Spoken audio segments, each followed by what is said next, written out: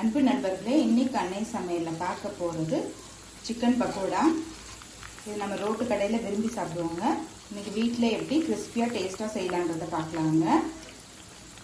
இப்போ முதல்ல 1/2 kilo chicken எடுத்துக்கலாங்க. 2 டீஸ்பூன் மிளகாய்த்தூள்,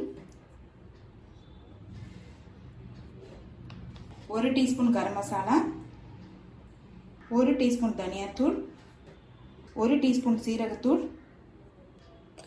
கொஞ்சம் மஞ்சத்தூள், 1 டீஸ்பூன் இஞ்சி பூண்டு விழுது, கொஞ்சம் எலுமிச்சை சாறு, தேவையான அளவு உப்பு, கொஞ்சமாக ஃபுட் கலர்.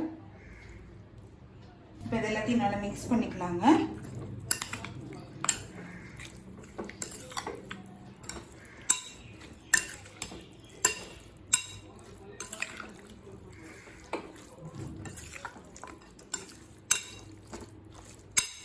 பொடியாக நறுக்குன்னு ஒரு வெங்காயத்தை சேர்த்துக்கலாம். பொடியாக நறுக்குன்னு 2 பச்சை மிளகாய், கொஞ்சம் புதினா, கொஞ்சம் கருவேப்பிலை, கொஞ்சம் கொத்தமல்லி.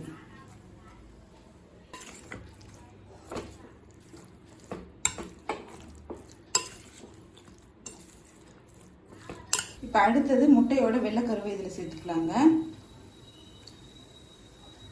2 டேபிள் ஸ்பூன் கடலை மாவு, 2 டேபிள் ஸ்பூன் அரிசி மாவு. இப்போ இது எல்லாத்தையும் நல்லா மிக்ஸ் பண்ணிக்கலாம்.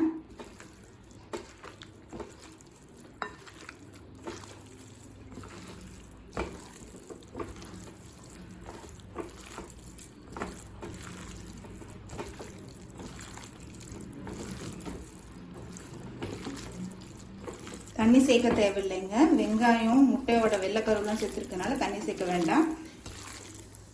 நல்லா மிக்ஸ் பண்ணிக்கோங்க. இப்போதான் சிக்கனுக்குள்ளே எல்லா மசாலாவும் போகும்.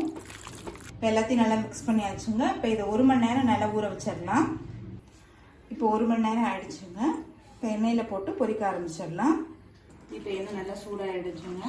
இப்போ நம்ம பக்கோடா போட ஆரம்பிச்சிடலாம். ஸ்டவ் மீடியம் ஃப்ளேமில் வச்சுக்கோங்க.